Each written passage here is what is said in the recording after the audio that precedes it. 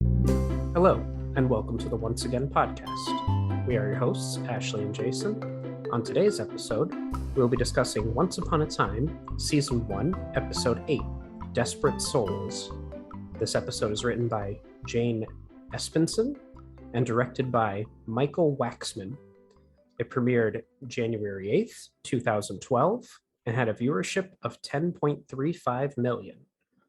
And I mentioned briefly in our last episode that the viewership went up, and we discussed, it's the post-Christmas time. That makes sense. I also kind of think this episode focuses on Rumpelstiltskin. That might have had something to do with it. Yeah. So going into the brief synopsis, Regina and Mr. Gold play dirty politics and take opposite sides when Emma runs for a coveted Storybrooke public office against Sydney. Meanwhile, back in the fairy tale world that was, Rumpelstiltskin tries to track down the ultimate power source in order to help his son avert the horrors of a meaningless war. So, going into the recap, this episode marks the first time clips from the opening title have been changed to reflect the plot development so far. Prior to this, the opening only used clips from the first episode. I thought that was a little, I didn't even notice that. But yeah, you're right that this is the first time where it wasn't like the same basic set of clips. That's interesting. Yeah. And the title card features the Dark One riding a horse. So the episode opens up with Rumpelstiltskin, and he's spinning in his village on his spinning wheel. Hordor and his knights ride up, and they grab a young girl named Moraine from the village, and they're inducting her into the army as a soldier, supposedly. Rumpelstiltskin is frightened by this because his son Belfire will be taken next, since he is about to turn 14, which is the age that the draft for the Ogre Wars now requires. As Moraine's parents attempt to stop the knights from taking their daughter, they fall to the ground choking. It is revealed that the Dark One is watching this interaction and uses his magic to stop Moraine's parents.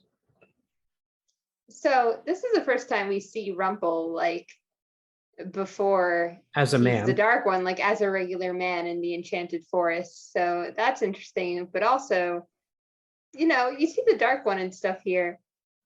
And we're talking about the Ogre Wars, and we have this all-powerful being. Why is said all-powerful being not doing anything to stop said Ogre Wars and, save the children? There's so many things about this episode that really bugged me like that, rewatching it this time. My only guess is, well, we're going to find out, so I guess it's not a spoiler, but he basically wants to die. He doesn't want to be the Dark One anymore. So my guess would be is that he's doing as little, because he also doesn't have his dagger. The king has his dagger, or the duke has his dagger, excuse me. Yeah. So my guess is he's doing as little as possible following the duke's commands. With the hope that the dukes will kill him then? Is that the... Well, I think he knows, he seems interested in Rumpelstiltskin, to say the least. So I think he knows he can maybe get this guy to kill him. I think it's part of all the Dark Ones always seem to have a master plan.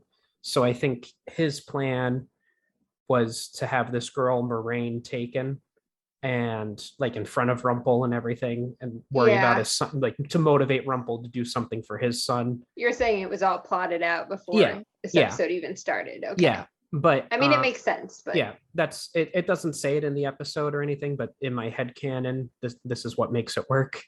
Meanwhile, in Storybrooke, Mr. Gold expresses his condolences to Emma Swan about the late Sheriff Graham's untimely death, and he offers her his support if she chooses to run for sheriff. He has a box of the sheriff's possessions and tells her to take something for remembrance. She refuses his jacket, but is persuaded to take a pair of walkie-talkies. My notes on the scene are Emma walking into his shop and saying, "Gold, you there?" and him whispering to himself, well, it is my shop. Yeah. I love that clip so much. Yeah. And then Emma doesn't want any of Graham's things until Gold says that he'll give them to Regina. Oh, yeah. She's like, oh, no. She's torn about it. But also, we also see here how enthralled, I guess I would say Mr. Gold is with children and children's things, and he definitely makes a point to be like, you're gonna want to take the walkie-talkies to Mhm. play with your son before he gets too old. Like, Right, right. Yes, it's always something involving children that seems to affect Mr. Gold, and I guess we'll find out in a few episodes why that is. I also noticed, I didn't write this down, but in the paintings behind Gold, the one painting to his bottom right, our bottom left on the screen, it's a painting of not a cabin, but of a house that kind of resembles his when he was a man. oh, Yeah, I'm hmm. gonna I try. didn't notice that, but Yeah, I'm gonna try to find a list of everything that's in Gold's shop, and maybe the paintings are all different places that he lived or something like that. Or maybe I'm just crazy. Emma meets Henry at his fort, and she gives him a walkie-talkie so that they can stay in touch during their operations. But a despondent Henry tells her that he thinks they should stop Operation Cobra. He tells her that they should not mess with the curse. Henry thinks that the evil queen killed Sheriff Graham, and he's correct about that because he was good. And he is worried about Emma because she is good. Henry doesn't want to upset the evil queen, otherwise known as Regina, anymore. and good always loses because good has to play fair. That's right. My only note on the scene is that Emma never says to Henry that Regina isn't evil. Like he calls her evil several times and then she just lets him walk away. Like, I think because even Emma's starting to just like, yeah, you know what, I agree. Well, this is also after Regina punched her, so yeah, fair enough. Fair I'm enough. sure Emma isn't exactly like, yeah, I love Regina. Yeah. Later, Emma is in the sheriff's office and she is looking at the sheriff's badge. Regina comes in and tells Emma that despite the fact that Emma is a deputy, the sheriff's badge is not for her, as she intends to appoint Sidney Glass as the new sheriff. Regina tells Emma that she has not earned the right to wear the badge, and she fires Emma and takes the badge away. I did some research about this, and it turns out that mayors do not have the authority to fire sheriffs or deputies. Mayors are an elected official for a city, whereas sheriffs and their deputies are elected officials for the county. And it's similar to how the president of the United States can't fire a governor. Makes sense. I mean, I don't think the show really cares about that No, per se, but yeah. It just bugged me. And like I said, there are a couple things in this episode that I'm like, why is that way? Like little things that bug me about it. But yeah, so I did a little. Now I didn't specifically look at Maine. Maybe in Maine, mayors can fire sheriffs, but everywhere that I came across, it said that mayors don't have the authority to fire a sheriff. Later, Emma is at home trying to fix the toaster. She needed to hit something, so she hit the toaster. She tells Mary Margaret that Regina fired her. Mr. Gold comes to the door wanting to discuss something with her. She invites him in. He tells her that he heard what happened and that he feels that it is an injustice. He tells her two people with a common goal can accomplish a lot, but two people with a common enemy can do much more. He asks her if she has checked out the town charter and that perhaps the mayor is not as strong as she thinks she is. My note here is that Mr. Gold always reads the fine print. so in the book, an interesting here is that Emma goes to Gold, not what happens here. Oh, Emma actually seeks Gold out, not Gold seeking Emma out, hmm. which I think actually makes more sense given that Mr. Gold was very like, hey, I'll help you out if you want to run for sheriff in the earlier scene. Yeah. I think that makes more sense than Mr. Gold just showing up being like, hello, I heard what happened. Yeah, I wonder why they made that. It does make more sense, but I wonder why they didn't do that in the show. Like a behind the scenes thing would be like, oh, they didn't have a set to put them in, but they have Gold Shop. Like she could just go back to Gold Shop and be like, what do I have to do? But Yeah, exactly. that is a very interesting change, and I like the books better. In the Enchanted. Point one for the book. Oh yeah, it's got some good points, but I like that one better. In the Enchanted Forest, Rumpelstiltskin and Balefire are leaving. He tells his son that he does not know what war is like. Knights on horses find them on the King's Road and ask them where they are going. Rumple is meek and tries to make up a lie. The lead knight asks Balefire how old he is and finds out that he is 13 and will become 14 in 2 days. The knights tell him that Rumpelstiltskin ran during the first Ogre War and that his cowardice is the reason why his wife left. The knights tell him that it is treason to avoid service and that they will take Balefire, who is old enough to serve. Rumpelstiltskin asks what he has to do to save his son, and the knights tell him to kiss his boot in front of his boy. He bends down and kisses the boot, and the knight kicks him. The knights leave, and an old man who Rumpelstiltskin had given money to earlier comes to help them. Rumpel tells the old man that he has nothing left to give him, but the old man tells him not to worry and that he would become his benefactor, much like how Mr. Gold offered to become Emma's benefactor. Yeah, that was my note actually. That it's Okay. echoing Rumpel's previous statements Yeah, there's a lot of of being benefactors. Yeah, there's a lot of echoes. going back yeah. and forth between, Mm. which they don't do as often as they could. This episode in particular is very, it weaves the Yeah. story of Oh. both together really well. It weaves it, huh? It weaves. Very, very Here, clever. what? Very clever. In Storybrooke, the mayor is holding a press conference to introduce the new sheriff, Sidney Glass. Emma, and which I found funny because he's the head of the newspaper and they're holding a press conference. Also, I'm convinced this is why we saw him in the last episode for like 2.5 seconds, because they're like, oh, we're gonna have to need Sydney for like the whole episode next episode. So we gotta remind people that Sydney's like a person in the show. Yeah, you could very well be right. Emma interrupts the press conference and tells Regina that she doesn't have the power to appoint a sheriff. She can only appoint a candidate. Emma tells Regina that she is running for sheriff, and Regina tells Emma that Sydney is running too, with her full support. I didn't write this down, but I laughed at when Regina says to Emma that Sydney is running, and he says, "I am." Oh, I am. Like it just made me laugh when he said that. I still don't like. I don't even know why anybody would vote for Sydney at the end of the day. Like he has no political experience, no experience in like helping people or like. Mary Margaret would make a better sheriff, than Sydney. There's nothing about Sydney that says this man can be sheriff. A man who was in a coma for an untold amount of time would make a better sheriff. Exactly. So going back to the Enchanted Forest, the old man tells Rumpelstiltskin that he has to find another way, but Rumpelstiltskin does not think that he has a choice because he is the town coward. The old man tells him that there is always a choice and he could acquire power to save Balefire. The old man tells him that if he wants power, he can take it from the Duke, who has the Dark One enslaved with a dagger. The old man tells Rumpelstiltskin that if he can steal the dagger, he can control the Dark One and save his son. This scene annoys me so much because this guy knows all this stuff about the Dark One, and we know why later, but this guy knows all this stuff about the Dark One that no one else seems to know, because if this was like widespread information, some beggar man would know if this was widespread information. Why does this random beggar know this information offhand that Rumpel just would love to know? Yeah. It's sketchy. Rumpel doesn't question it because of course he doesn't, because he's only seeing the save my son bit here, but well, and it's interesting too because Rumpelstiltskin, he is a coward, but he can do incredibly brave things when it comes to his child.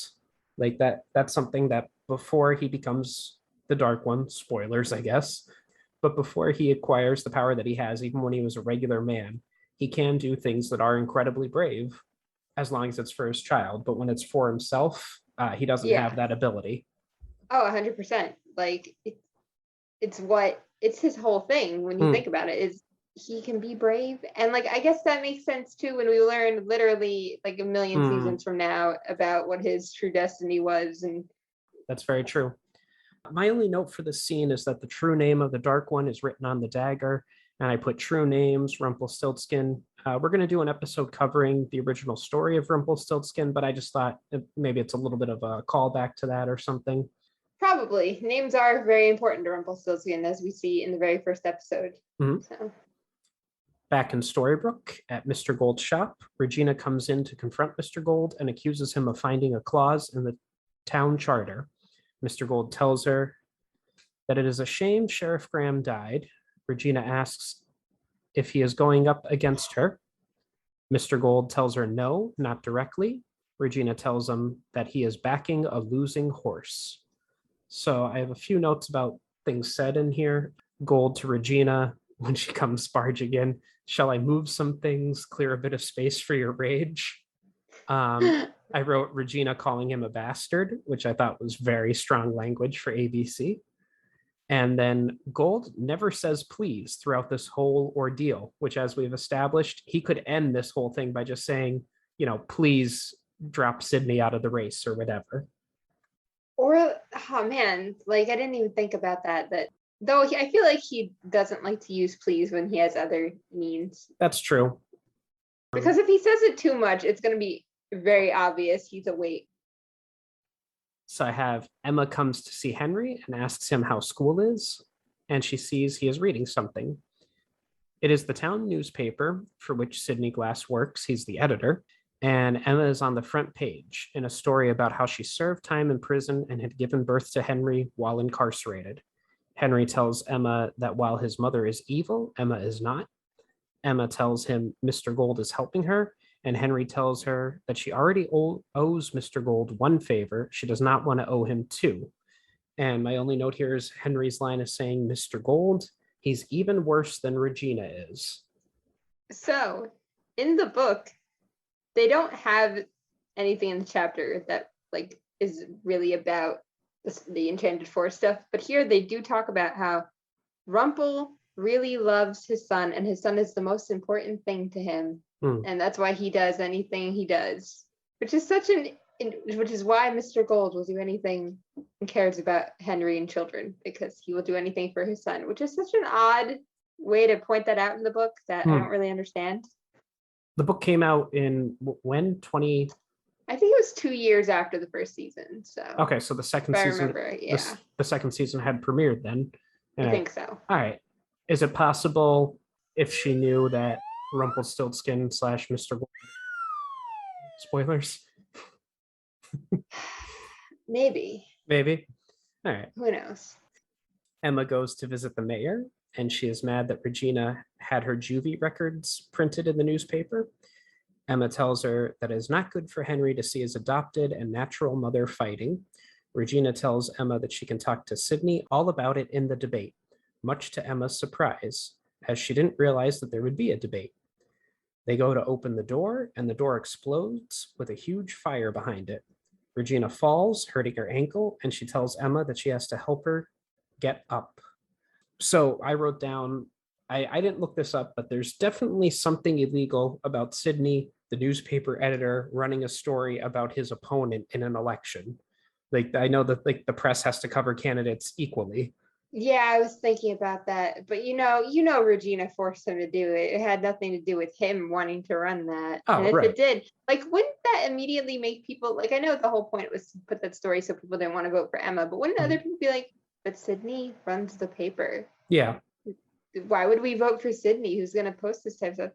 Also, I like that here Emma is showing that she is a much better mother than Regina in this moment by being like, hey, we shouldn't fight because it's bad for Henry. Like, yeah, yes, it is. Yeah, in her crash course of 3 weeks or whatever of being a mother, she's already getting better than Regina. And then the one line here says Regina to Emma about Gold. He's a snake, that one. And I just laughed at it because, crocodile, snake, his lizard face, all that. Back in the Enchanted Forest, Rumpelstiltskin is working with Bellfire on something that'll help him get to the castle to steal the dagger from the Duke. He tells Bellfire that if they get the dagger, he can get the power and then redeem himself. He can save not only his son, but all the children of the land. Bellfire asks if it is true that he ran and that his mother left. Rumpelstiltskin tells him that his mother had died, as he had said before, and Bellfire then asks for their plan to get the dagger. Rumple tells him most of the Duke's castle is made of stone, but part of it is made from wood, and wood burns. I just want to say I love the juxtaposition of that kind of ending scene and Rumple planning the fire, and then we see the fire and Emma saving Regina from the fire. Yeah, I forgot to mention, I didn't put it in my notes, but earlier in the episode when Emma goes to see Mr. Gold originally, he is working on something with not lambskin, but something that had lamb. Flammable stuff on it, Yeah. yeah. Yeah, and he knew he was going to need that all along. He knows everything and he knows when it's going to happen. Well, yeah, he basically says as much at the end of this episode. Back in Storybrooke, Regina tells Emma that she knows that she is going to leave her to die in the fire. However, Emma grabs a fire extinguisher and helps Regina out of the building. As they walk out of the building, someone takes a picture of Emma helping out Regina, and Regina complains when Emma does not put her down on the ground gently enough. Sydney comes over and takes Regina's picture. Regina asks Sydney if he is trying to give up the campaign. All the people of Storybrooke are calling Emma a hero. Emma tells Henry that this shows that they do not have to fight dirty. Emma then sees a rag on the ground and suspects that someone set the fire. She goes to see Mr. Gold and accuses him of doing it. Mr. Gold tells her that if he did it, it was because Emma could not win unless something dramatic happened to prove herself. Emma tells him that she cannot go along with this. Mr. Gold tells her that if she exposes him, think of what she'll be walking away from and who she will be disappointing. So my notes here are Emma says that she will save Regina again and again because that is what good people do.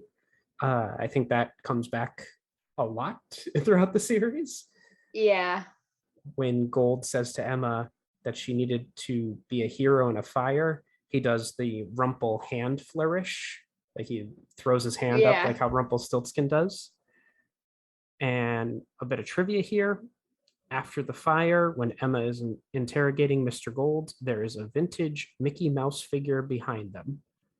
Oh man, the mouse has showed up. Yeah, he's everywhere. He's the dark one. Overlord of ABC and all Disney properties. Mickey Mouse is the dark one. That's canon. Canon, 100%. Yep, that's why he can wield a keyblade in Kingdom Hearts. Well, Walt Disney was one of them.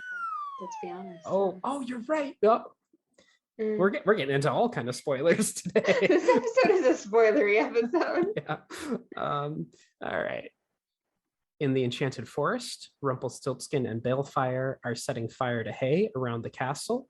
Rumpelstiltskin goes into the burning building and finds the dagger. So then this is one of the things that bothered me about the episode. I mentioned in a previous episode when it was Charming, Abigail, and their fathers walking in their castle and how there was no one else around. Yeah. There are no guards at this castle.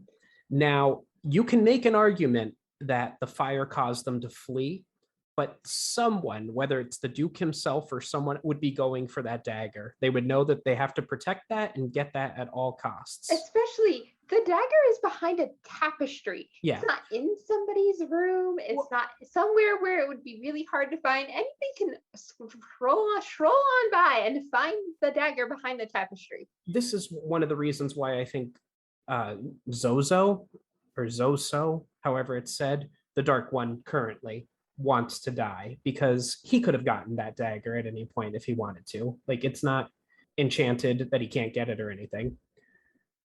Moving along, the debate for sheriff is drawing near in Storybrooke.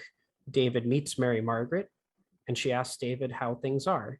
He tells her that he's gotten a job at the animal shelter, and David is posting campaign pictures of Sydney, while Mary Margaret is posting photos of Emma. David says he's posting Sydney's photos because his wife Catherine is the mayor's friend. When Mary Margaret asks about her, David says she's fine, and he's about to meet her soon, after which Mary Margaret leaves, saying she ran out of Emma's pictures and needed to go get more. So do we think he took Sheriff Graham's old spot at the animal shelter? Oh my God. I didn't even think of that. My God. Well, it depends on how good of friends Catherine and Regina are, I guess. Whatever.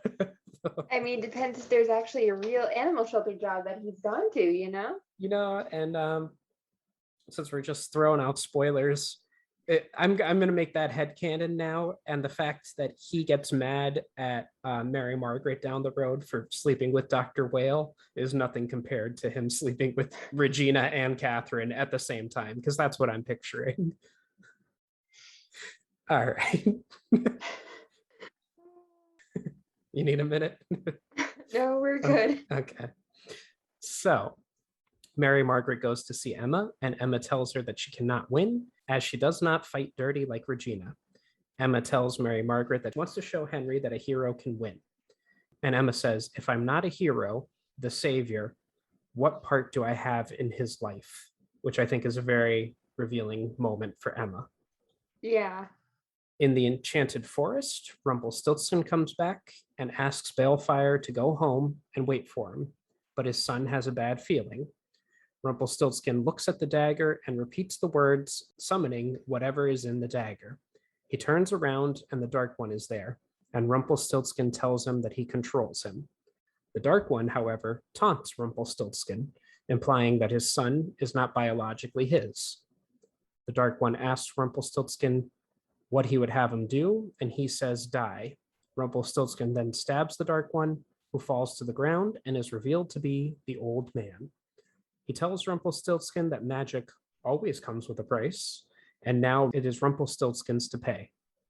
As his skin starts to change color, Rumpelstiltskin looks at the dagger and finds his own name is now engraved in it. So, you know what's interesting about Zozo as a Dark One overall is when we learn about a lot of the other Dark Ones, they've all kind of consumed by the power and what they need from the power itself, that none of them quite really want to give it up. So it's interesting that he really wants to die here and lose the power, because that's not a trait we see with any of the other ones. When we get to our timeline episode, I think it would be interesting to list when the Dark Ones were and who if memory serves, I think Zozo was the Dark One for the second longest amount of time behind Rumpelstiltskin. So maybe it's just gotten to him being that Dark One for so long. I mean, we do see Rumpelstiltskin kind of growing tired of being the Dark One too, but also he's very much always trying to hold on to that power throughout the series. So it's just interesting because, like I said, we see a lot of the Dark Ones, they hold on to it more so than they're willing to relinquish it. It's interesting. I have a note later on that I'll discuss, but it's interesting how the Dark One power works, and we'll discuss that in just a few moments. In Storybrooke, the candidates are at the town hall and are about to debate. Sidney makes his opening statements, and then Emma gets up to make hers. She tells them she has a troubled past and that they have overlooked it because she was a hero. She tells everyone that the fire was a setup, that Mr. Gold said he would support her, and he set the fire. She has no definitive proof of it, but she knows that it's true. She tells them that she cannot win this way, and she apologizes. Mr. Gold gets up and leaves. My notes here are that Regina is mouthing Sidney's speech while he's saying it, so clearly she wrote it. Oh, yeah. The shorts, and a little trivia here, the short speech that Sidney Glass gives in the town hall contains references to his counterpart, the Magic Mirror. Examples include the use of the word reflection and the fact that he chose the best qualities to state, just as he would do to the evil queen. And then I have another note here that Emma is wearing a brown leather jacket. Which is very reminiscent of Graham's jacket and the jacket of the sheriff's office. So I think she's definitely trying to give up sheriff vibes with the outfit overall. I thought maybe I'd get a small round of applause for noticing Emma's jacket, but that's okay. For those who can't hear, Ashley is now applauding, but the microphone's not picking it up. Thank you. Emma is in the cafe, and Henry comes in and gives Emma a walkie-talkie and tells her that she is a hero because she stood up to Mr. Gold. Regina comes in with Sidney. They tell her that she has won and she is the sheriff. It was a very close race, but people were impressed because she stood up to Mr. Gold. Regina tells Emma that Mr. Gold doesn't make a good friend, but he is a superlative enemy. She then tells her to enjoy her win. I do love that Ruby gives Emma some whiskey and gives Henry some milk. The milk. Like, Yeah. And Regina comments on it. She says, "You're here with my son drinking," like, or something along those lines. yeah, Yeah. Back in the Enchanted Forest, the knights come to get Balefire, and the newly changed Rumpelstiltskin stabs one. The lead knight, Hordor, gets down on one knee, thinking that he is the old Dark One, but then realizes it is not the same man and asks who he is. Hordor realizes it's Rumpelstiltskin, who tells him that he is the new Dark One. He asks Hordor to kiss his boot and then kills him and the remaining knights. Balefire asks what has happened to him. He tells his son that he is safe and asks if he feels safe. Balefire tells him he feels frightened and backs away. Rumpelstiltskin tells him he protected what is his and is no longer afraid of anything. And my note here is that we will see in later seasons how the corruption of the Dark One works, that you try to do good things, but it makes you do evil. And like right here, Rumpelstiltskin, in trying to protect his son, kills a bunch of men. Now, the lead knight, Hordor, was a bad guy, seemingly, but we don't know about the other knights. yeah. We also get his signature giggle for the first time there. Oh. Like, well, first time as him being the Dark One, we get Hmm. that. Like, that would be canonically that like Yeah. first little giggle we have. In his timeline. Yeah, Yes. I didn't notice that. Thank you. Thank you Yeah, we get it right at the end of the episode. And then I have Mr. Gold comes to visit Emma and tells her it was all an act. He had to give her a higher form of bravery. The people had to see her defy Mr. Gold. He tells her that by standing up to him, people feel that she could stand up to Regina. Emma asks why he did it.